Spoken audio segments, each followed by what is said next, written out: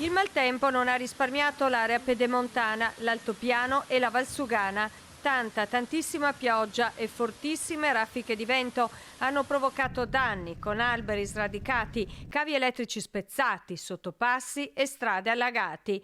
Qui siamo a Romano de Zelino, nella frazione di Fellette. Questo antico bagolaro si è spezzato. Un ramo del diametro di 40 centimetri non ha retto alla forza del vento ed è finito sulla carreggiata. Una grande folata di vento verso le 3 e mezza del mattino ha fatto sì che questo albero storico perdesse uno dei suoi rami più importanti.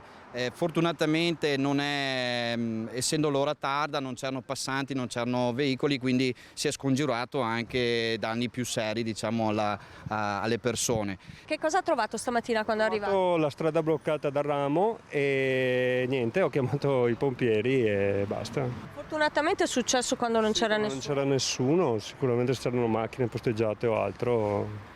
O se fosse caduto l'altro ramo avrebbe fatto davvero molti danni.